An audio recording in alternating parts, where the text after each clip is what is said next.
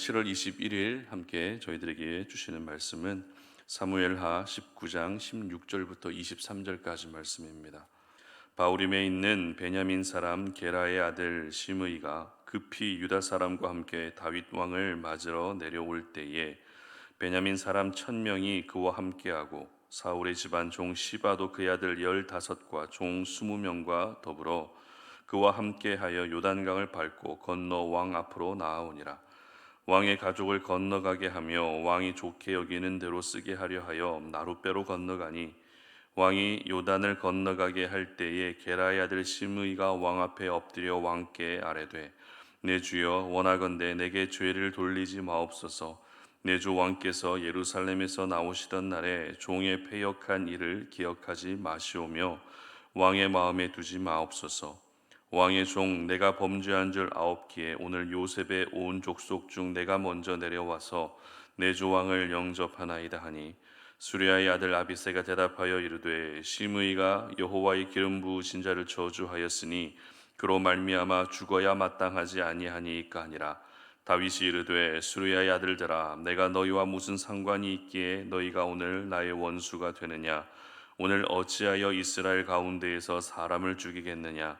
내가 오늘 이스라엘의 왕이 된 것을 내가 알지 못하리오 하고 왕이 시므이에게 이르되 내가 죽지 아니하리라 하고 그에게 맹세하니라.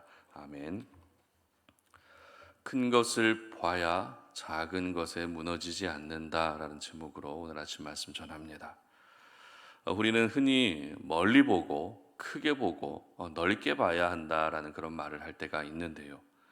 크게 보게 되면 사소한 것들에 영향을 받지 않게 되기 때문이죠.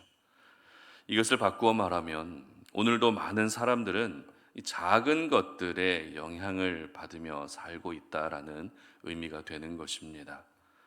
하루하루 살아가는 것도 분주하고 정신없는데 사소한 작은 것들에 일일이 신경을 쓰고 또 영향을 받게 되다 보니 우리의 인생이 참 고단한 인생이고 피곤한 인생이 될 수밖에 없는 것이죠. 그리고 크게 본다라는 것은 시야를 더 넓히라는 의미도 있습니다. 결국 시야가 넓은 사람이 그 마음과 생각의 크기도 함께 넓어질 수밖에 없는 것입니다. 오늘 본문은 크게 보며 사는 것, 큰 것을 보며 사는 것이 얼마나 중요한 것인지를 저희들에게 교훈하고 있는 말씀인데요. 다윗은 이제 예루살렘으로 돌아가기 위한 첫 발걸음을 내딛게 됩니다. 비록 아들 압살롬은 죽었지만 그래도 하나님이 세우신 왕이라고 하는 그 자리, 다시 있어야 할 자리로 돌아가고 있었습니다. 이렇게 다윗이 예루살렘으로 다시 돌아가고 있는 과정에서 저희들은 시므이라고 하는 사람에 대해서 생각해 보려고 하는데요. 시므이가 보이고 있었던 행동에 대해서 오늘 본문 19절 말씀은 이렇게 기록하고 있습니다. 한번 함께 읽어봅니다. 왕께 아뢰되 내 주여 원하건대 내게 죄를 돌리지 마옵소서. 내 주 왕께서 예루살렘에서 나오시던 날에 종의 패역한 일을 기억하지 마시오며 왕의 마음에 두지 마옵소서. 자, 무슨 말입니까? 다윗 앞에 시므이가 나타났다는 것입니다. 이제 다시 예루살렘으로 돌아가고 있는 다윗 왕 앞에 시므이가 나타났습니다. 그리고 하는 말이 어떤 말이었죠? 예전에 왕에게 범죄했던 나의 죄를 마음에 두지 마시고 용서해 주시고 나를 살려달라고 하는 이런 이야기를 하게 됩니다. 그렇다면 시므이가 과거에 다윗에게 했던 잘못은 어떤 잘못이었을까요? 이 부분에 대해서는 우리가 이번 주일 예배 때 살펴볼 말씀이긴 한데요. 그러나 오늘 말씀에 대한 이해를 위해서 사무엘하 16장 13절 말씀을 보도록 하겠습니다. 사무엘하 16장 13절을 보면 다윗과 그의 추종자들이 길을 갈 때에 시므이는 산비탈로 따라가면서 저주하고 그를 향하여 돌을 던지며 먼지를 날리더라. 이렇게 기록합니다. 바로 압살롬을 피해서 도망가고 있는 다윗에게 어떻게 했다고요? 돌을 던지며 저주한 사람이 바로 시므이였다는 것입니다. 여러분, 이 당시 다윗의 상황이 어떤 상황인지 잘 알고 계실 것입니다. 아들에게 배신당하고 왕의 자리에서 쫓겨난 큰 상실감이 찾아온 시간입니다. 모든 것을 내려놓고 싶고 모든 것을 포기하고 싶고 도망갈 수밖에 없는 절대절명의 너무나도 가슴 아픈 순간이었습니다. 사람들에게 위로를 받아도 모자른 마당에 시므이라고 하는 이 사람에게 저주를 들어야 했기 때문에 다윗은 남아있던 멘탈마저도 모두 무너질 수밖에 없었겠죠. 또 한편으로는 하나님을 향해서도 서운한 마음이 인간적으로는 들 수 있었을 것입니다. 따라서 시므이의 저주는 다윗에게 크나큰 상처로 남을 수밖에 없었던 것입니다. 그런 시므이가 오늘 본문에서 어떻게 행동하고 있다고요? 다윗이 예루살렘으로 다시 돌아오는다는 사실을 알게 되자 다윗 앞에 나타난 것입니다. 그리고 이전의 잘못을 용서해달라고 그런 이야기를 하고 있다는 것입니다. 여러분은 이러한 시므이의 모습이 어떻게 다가오십니까? 다윗이 도망갈 때는 저주하다가 다시 돌아올 때는 지난날에 자신의 잘못을 용서해 달라고 하는 이 시므이의 행동이 어떻게 보이십니까? 여러분, 이것은 진정한 회개가 아닙니다.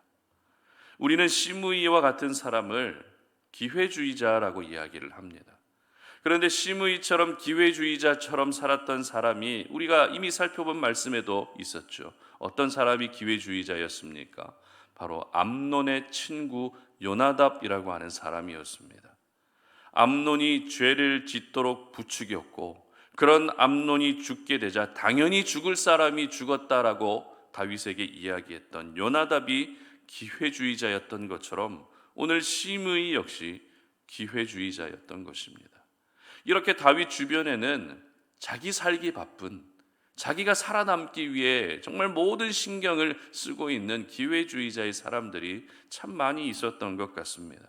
그렇기 때문에 오늘 시므이의 행동은 결코 좋은 쪽으로 보여질 수가 없습니다. 그런데 오늘 저희들은 시므이처럼 기회주의자처럼 살아가는 것이 안 된다, 기회주의자의 삶을 멀리해야 된다라는 것도 중요하고 필요하지만 이런 기회주의자를 상대하는 다윗의 모습을 보며 배워야 할 부분들이 있습니다. 그것이 무엇인가 하면 하나님의 사람은 언제나 큰 것을 볼 수 있어야 한다는 것이죠. 큰 것을 봐야 작은 것 때문에 무너지지 않는다는 것입니다. 이것이 구체적으로 무엇을 의미하고 있는지 오늘 말씀 22절과 23절 말씀을 함께 보도록 합니다. 22절, 23절입니다. 다윗이 이르되 수리아의 아들들아, 내가 너희와 무슨 상관이 있기에 너희가 오늘 나의 원수가 되느냐? 오늘 어찌하여 이스라엘 가운데에서 사람을 죽이겠느냐? 내가 오늘 이스라엘의 왕이 된 것을 내가 알지 못하리요 하고 왕이 시므이에게 이르되 네가 죽지 아니하리라 하고 그에게 맹세하니라. 아멘. 무슨 말입니까? 자신의 잘못을 용서해 달라고 하는 시므이를 죽이지 않겠다는 것입니다. 어찌 보면 다윗의 인생 가운데 지울 수 없는 큰 상처를 남긴 사람 시므이입니다. 당장이라도 처단하고 싶은 마음이 생기는 것이 당연합니다. 당장 죽여야 한다는 아비새 장군의 마음이 다윗의 마음과 크게 다르지 않았을 것입니다. 그러나 다윗은 어떻게 했다고요? 시므이를 죽이지 않습니다. 맹세까지 하면서 시므이를 살려주는 다윗의 넓은 마음이 오늘 말씀에서 보여지고 있다는 것입니다. 물론 이후에 솔로몬이 왕으로 세워질 때 다윗이 시므이를 가만두지 말라라고 하는 유언을 남기긴 합니다.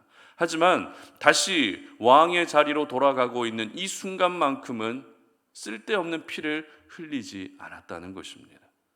그렇다면 당장 죽여도 전혀 이상하지 않을 시므이를 다윗이 죽이지 않았던 이유가 무엇일까요? 도대체 어떤 연유로 시므이를 용서해 주었던 것일까요? 단순히 다윗의 마음이 바다처럼 하늘처럼 넓었기 때문입니까? 아니면 시므이라고 하는 그 한 사람이 불쌍했기 때문입니까? 그렇지 않습니다. 다윗이 지금 의식하고 있었던 것은 바로 하나님의 큰 그림이었습니다. 조금 전에 읽었던 22절 하반절 말씀을 보시게 되면 내가 오늘 이스라엘의 왕이 된 것을 내가 알지 못하리요 하고 이렇게 기록합니다. 그렇다면 여러분에게 질문합니다. 다윗이 이스라엘의 왕입니까? 왕이 아닙니까? 당연히 이스라엘의 왕입니다. 이전이나 지금이나 변함없이 이스라엘의 왕입니다. 압살롬이 반역을 일으켜서 잠시 쫓겨날 때도 있었지만 그래도 이스라엘의 왕은 다윗입니다. 그런 다윗이 지금 어떻게 말하고 있죠? 내가 오늘 이스라엘의 왕이 다시 되었다라는 것입니다. 지금까지도 왕이었지만 오늘 하나님이 나를 다시 이스라엘의 왕으로 세워주셨다는 것입니다. 지난날 시므이의 저주는 지금 다시 이스라엘의 왕으로 귀환시켜 주시는 하나님의 은혜에 비하면 아무것도 아니라는 것입니다. 다윗은 비록 왕의 자리에서 쫓겨나야 하는 순간도 있었지만 다시 나를 왕으로 세우신 것을 하나님의 큰 그림으로 의식하고 있었던 것입니다. 이렇게 큰 것을 보고 있으니 작은 것 때문에 무너지지 않았던 것입니다. 사사로운 감정 때문에 시므이를 죽였다면, 그래 네가 나를 지난번에 저주했지, 너는 살아남을 수 없어, 내가 당장 너를 죽일 거야 라고 시므이를 처단했다면 다윗은 개인 감정 때문에 사람을 죽였다라고 하는 그런 오명을 씻을 수 없었을 것입니다. 하지만 다윗은 지금 상황에서 개인 감정이 중요하지 않았습니다. 작은 것 때문에 큰 일을 그르칠 수 없었던 것입니다. 이처럼 하나님의 사람은 언제나 큰 것을 보며 살아야 합니다. 하나님이 내 삶 가운데 그려놓으신 그 큰 그림을 의식하며 살아야 하는 것입니다. 그래야 우리가 오늘도 작은 것 때문에 무너지지 않는 것입니다. 수많은 나무들이 모이게 되면 무엇을 이루게 되죠? 숲을 이루게 됩니다. 나무 한 그루 한 그루만의 필요와 아름다움도 분명 있지만 많은 나무들이 모여서 이루게 된 숲은 엄청난 산소를 발생시킵니다. 나무만 보고 숲을 보지 못한다면 숲이 주는 유익을 우리는 느낄 수 없습니다. 나무만 보고 있으면 숲이 보이지 않습니다. 그러나 숲을 보면 어떻습니까?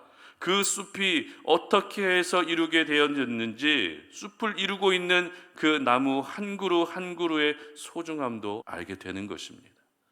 그러므로 저희들은 오늘도 큰 것을 먼저 볼 수 있어야 합니다. 작은 것에 매여서 큰 것을 보지 못하는 일이 일어나지 않게 해야 하는 것입니다. 우리 하나님 역시 구원이라고 하는 큰 그림 속에서 세밀하고 섬세한 작은 일들을 각 시대마다 그리고 각 사람들에게 항상 행하셨습니다. 큰 그림을 가지고 있게 되면 무엇이 크고 무엇이 작은 것인지 분별하게 되는 것이죠. 그렇다면 저와 여러분이 오늘도 의식하고 또 볼 수 있어야 할 큰 것이란 무엇일까요? 큰 것이란 두말할 것 없이 하나님 그 자체입니다. 큰 것이란 바로 내 인생 가운데 하나님이 행하실 하나님의 일하심이 우리 삶의 가장 큰 것입니다. 그리고 오늘 하나님이 다윗에게 이스라엘의 왕이라고 하는 그 신분을 회복시켜 주신 것처럼 저와 여러분에게 큰 것은 하나님의 자녀, 하나님의 사람이라고 하는 그 신분과 정체성입니다. 하나님의 큰 그림은 하나님의 자녀라는 정체성, 하나님의 사람이라고 하는 그 신분 안에서 시작되고 완성되는 것입니다. 그러므로 우리 성도님들 모두가 큰 것을 오늘 하루 볼 수 있었으면 좋겠습니다. 그래서 작은 것 때문에 무너지지 않는 그런 귀한 날이 되시기를 주님의 이름으로 축복합니다. 함께 기도하겠습니다. 하나님 아버지 감사합니다. 오늘도 우리가 이 아침에 하나님 말씀 앞에 우리의 모습을 돌아봅니다. 우리는 이 땅을 살아가면서 작은 것에 매여서 그렇게 작은 것에 영향을 받으며 살아갈 때가 얼마나 많았는지 모릅니다. 그러나 오늘 우리가 하나님 말씀을 통해서 큰 것을 봐야 작은 것 때문에 무너지지 않는다라고 하는 하나님의 말씀을 우리의 마음에 깊이 새깁니다. 내가 더 이상 작은 것에 연연하지 않게 하시고 하나님 그 자체, 하나님이 내 인생 가운데 행하실 큰 그림을 보며 살아갈 수 있도록 도와주시옵소서. 큰 것을 봐야 작은 것 때문에 무너지지 않는다라는 사실을 우리의 마음에 깊이 새기며 항상 큰 것을 보고 의식할 수 있는 주의 백성들 되게 하여 주시옵소서. 감사드리며 예수님의 이름으로 기도드립니다. 아멘.